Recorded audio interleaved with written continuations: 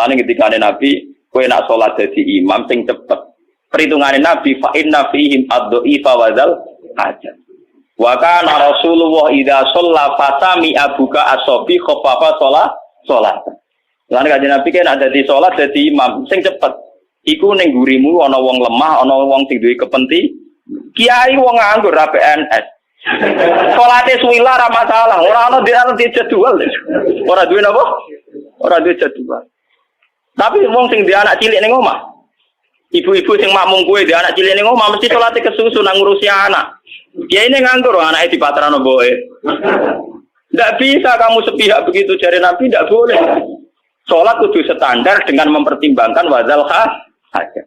Dan Nabi ketika sholat kok bocah cilik nangis.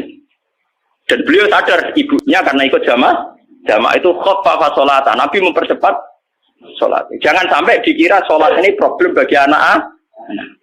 Gak bisa kamu katakan, berarti Nabi ngalano sholat di sini cah cilik. Lu perintah sholat ngono iku yo perintah Allah. Saiki rumah cah cilik yo perintah Allah. Berarti Nabi tidak ada masalah ketika sholat ya tadi fi amrillah, ketika sekarang ngurus cah cilik juga fi amrillah. Jika agama selalu menang. Satu kiai kok kula malah ngerasa menang terus. Gus gak nasi ngaji kok ngerasa menang. Lho sing pasar itu ya tak anggap nglakoni sunnatullah. Sing terminal ya tak anggap nglakoni perintah Allah. Jadi karena jadi supir ya tak anggap nglakoni perintah. Karena itu sedang dalam tolabul halal. Kulo nu gak ada kenangan kalian bapak. Bapak nu termasuk kiai teng Rembang karisma. Wong hafal Quran dihormati. Itu paling seneng marung. Mbok ing dalem mau sarapan teng omah nggih kok nak teng dalan tetep marung. Mbok badhe tok omah ana langsung marung kesene itu ora tak. Pak jenengan kok seneng marung alasane nopo? Wong ngertian Mbak Kiai Nur Salim dadi misteri kenapa seneng marung. Dia cerita. Dan beliau cerita sambil berkaca-kaca. Terutama mbek warung-warung sing orangnya itu lemah, kados rodo-rodo lemah atau apa. Cerita Bapak. Nah ana rondo ayu gawe warung. Dan dia tidak pezina, tidak menjual apa? Itu artinya dia melakukan perlawanan terhadap sing namanya zina. Wong nganti buka warung, artinya mau nyolong, mau menjual diri sebagai pezina, mau korupsi. Dia inginnya berdagang secara normal, itu artinya tolabul halal. Jadi setiap wong sing buka toko, buka warung, artinya orang yang melawan kezinaan, melawan maling, melawan penjahat. Karena dia ingin mencari nafkah lewat jalan normal. Dan itu sangat menolong agama, sangat menolong. Jadi sing ibadah ora sing tahajud tok. Wong sing jaga warung nunggoni warunge, nunggoni tokone ya ibadah. Karena itu artinya melawan maling, melawan sistem-sistem cara-cara sing kotor. Padahal kita tahu ciri utama agama adalah tarkul haram. Ciri utama agama mau loro tok lek fi'lul wajib kok salat, nomor 2 tarkul haram. Dan tarkul haram dalam masalah rezeki tentu implementasinya diwujudkan lewat duwe warung, duwe toko, paham nggih?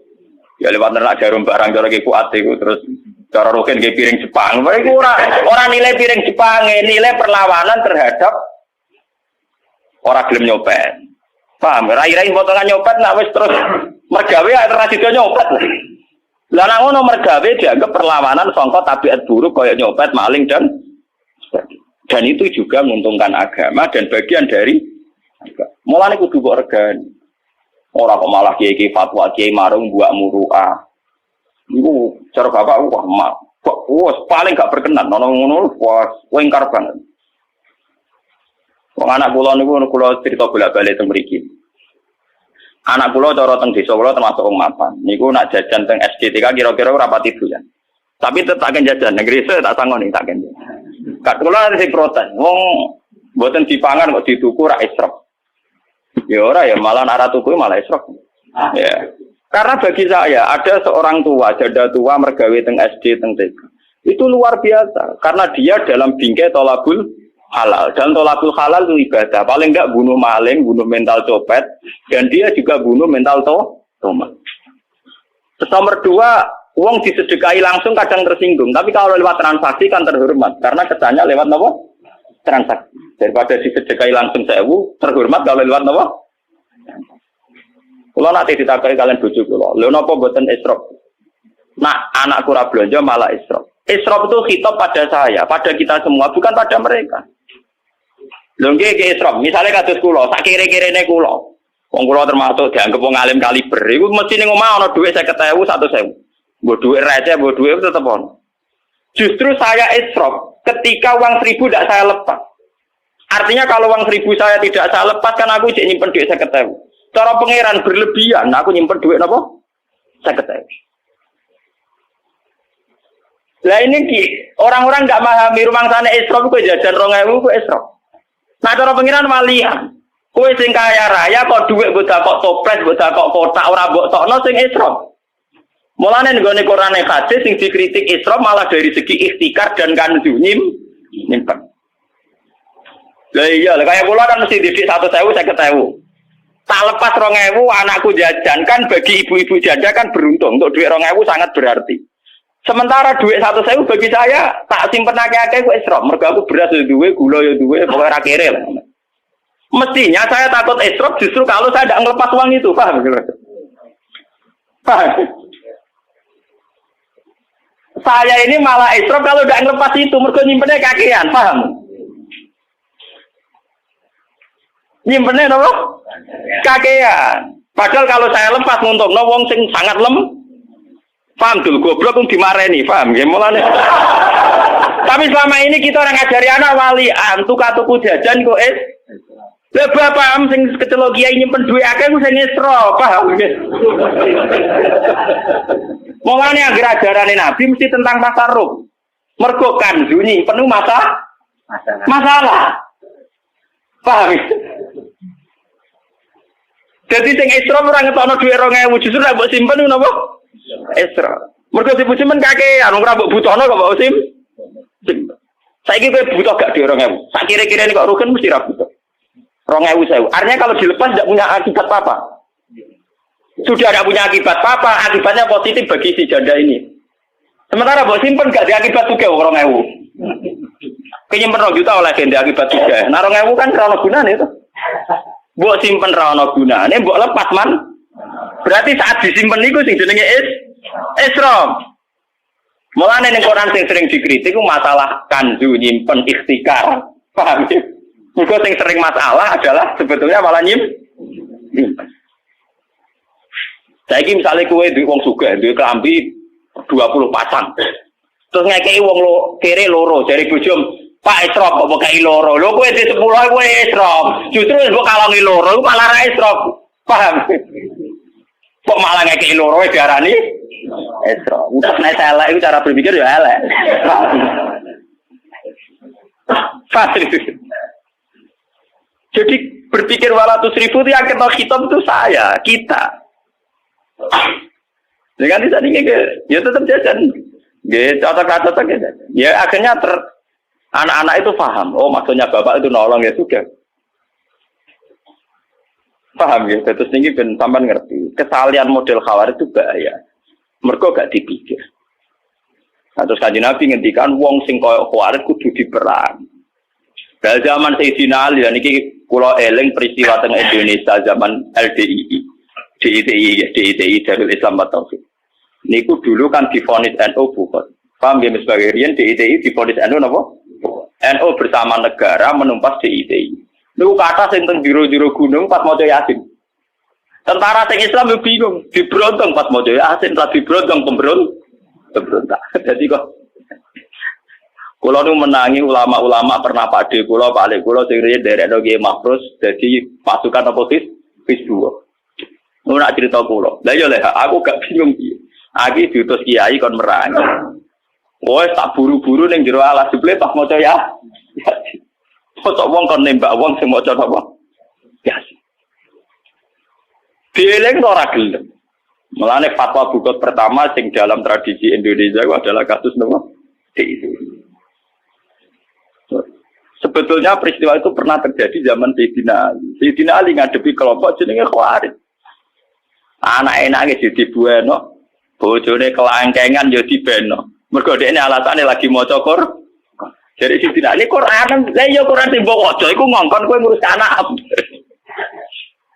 Quran wis ra iso ngomong, sing iso ngomong saiki aku ulama sing marisi Kanjeng Nabi. Nganti aku ati Sayyidina Ali nerangno. Paham? Lah sebetulnya kemenangan Quran, kemenangan Islam, kemenangan agama, anak kuwi dadi kiai legowo ngeten iki. Iku kowe ngrasa ilahi kalimatillah wis ngrasa wa kalimatu wa hiyal ulya. Coba sampean waca tengene ayat fitratallahi allati fataran nas 'alaiha. Dzalika dinul qayyim. Faqim wajhaka lid-dinil qayyim. Termasuk ciri utama dinil qayyim mergo napa fitratallahi allati fataran nas 'alaiha. La tabdila li khalqillah. Itu disebut Quran dzalika dinul qayyim. Termasuk fitrah manusia itu kalau ingin mendapatkan sesuatu lewat transaksi. Bandar narkoba ora wis bajingan. Uang bandar narkoba bajingan ta bajingan? Bajingan. Lha kok pentok sabu-sabu transaksi. Ora kok saling garong kok. Padahal antar bandar iku kepengin entuk narkoba lewat nopo? Kok ora liwat saling garong wae wong pegawene yo garong. Padahal duwike kok garongan. Ayo lucu. Tapi pas kepengen transaksi sabu-sabu lewat apa? Kok ora garong wae. Garong wae kancane maksudnya. Sebenarnya ada etika, sesama garong tidak perlu menggarong. Padahal di tuku transaksi tuku narkoba kok duit garongan. Ayo lucu tuh. Mulane wong kok ambek kelompok edera ada etika keliru, etika ada etika. Dene garong langsung ku mau. Mumpung garong duit dhek kok lagi digo. Transaksi. Kalau baleni balik. Ketika fitrah manusia sudah demikian, orang di pasar transaksi ingin beli daging ayam transaksi, beli daging kambing transaksi. Agama ini tinggal menganggap yaitu agama. Zalika dinul qayyim. Kalau begitu, kita sedang sholat, sedang beragama, yang sedang transaksi secara sah, ya juga sedang beragama. Mulane ketika kanjeng Nabi darani agama iku apa nabi sing ditontono gampang-gampang. Kowe ning gone alas gawa kayu mbok dol ning pasar mbok nafakon anak bojo ya agama. Wa amrun bil ma'ruf ya agama. Terus Nabi ngendikan terus. Sampai Nabi ngendikan hal yang sifatnya biologis. Wa fi buti ahadikum shadaqah. Bahkan kowe ngumpuli bojomu ya bagian dari agama. Sahabat tanya, "Mosok ngumpuli bojo untuk ganjaran ya Rasulullah?" Terus jawab Nabi, "Alai sawwa du'a fi haramin akana lagu wis." Wong ngumpuli bojone bagian dari agama. Karena dengan demikian, umpama wong ngumpuli bojone kabeh rak prostitusi tutup. Nak ngono ngumpuli bojo bagian dari perlawanan terhadap prostitusi. Itu ya agak soal bojone dikumpuli mau ora dirapakno lha iku bojone malah menyumbang kriminalitas. Mulane kanjeng Nabi ngendikan bojo dicara gelem dari Nabi dilaknati mergo iku penyumbang kriminalitas. Wan Nabi ngamuk tenan. Tapi wong sekuler ora paham dari ku nglanggar hak asasi manusia. Repot. Goblok ketemu goblok ya. Itu filosofinya begitu. Bojo kena mbok kumpuli ku artine perlawanan prostitusi. Kok wong larang nak wis bar ora kuat popo. Agar bengi iku dikai ora kelayaban, paham nggih? Dan itu menolong agama. Mulai kali bojone ra gelem Nabi ngamuk ora barbar. Perkarane bahaya tenan.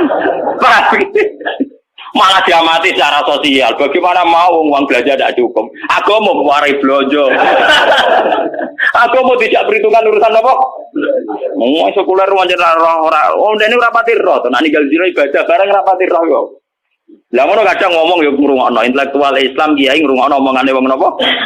Sekuler. Santri goblok ra iso nerangno, padha dene. Oh, menastagfir ora ora karepe.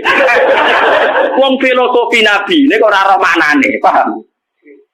Saat Nabi ngendikan ngumpuli bojo iku ibadah, ngumpuli bojo agama, kita harus paham spirit itu apa, filosofinya.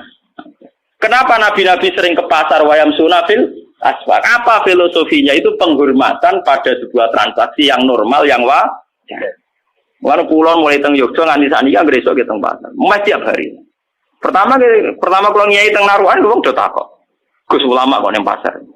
Aneh kan mergo biasa kiai-kiai fikih nak daranin pasar muruah napa? Sesuk kula mureng-mureng. Ya aneh kuwe. Kok saged wong goblok ya wong alim ya aneh. Wati. Saane-aneh ku ngalim di pasar aneh kuwe wong goblok kok nyual apa? Iku ya aneh. Mulane kadang wong kok Gus Dur iku ya bener.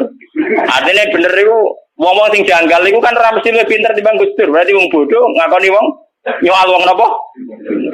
Kita akoni Gus Dur pinter, tapi kadang ngene-ngene. Nek ngakoni pinter ya wis meneng ae menira roh bar malah enak.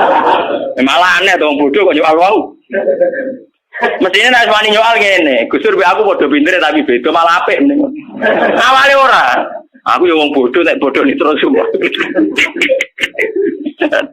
Nah aku itu orang ngalim mbek aku level ya nah ora tak arani aneh. Jadi wong ngalim ngeloroi wong ngalim. Engko yo ngaku bodoh jarene ngalim aku. Kok nyoal aku ya aneh kuwe. Makanya saya itu melawan itu ya, tradisi mur'ad itu harus kita lawan. Karena filosofi para nabi tentu lebih benar timbang tradisi-tradisi yang diciptakan kiai. Masalah muru'ah. Dua ayatnya sorry, kecuali tidak sorry, mungkin saya salah. Ayatnya itu sorry, artinya tidak bisa dipahami selain itu. Gelem ra gelem wayam sunafil aswak terjemahannya melaku-melaku ning pasar. Kecuali ayatnya tidak sorry, misalnya ayatnya cara bahasa Arab itu mubham. Cara bahasa yang kayak ambigu, lafaz-lafaz yang terjemahannya gak jelas. Lafaznya sorry, terjemahannya jelas, maknanya jelas. Dan filosofi agamanya juga jelas. Karena agama dibagi dua, yaitu ibadah mahdhah kayak sholat dan ibadah muamalat kayak transaksi. Ketika ada orang di pasar, artinya orang-orang yang ingin memiliki sesuatu lewat akad yang sah.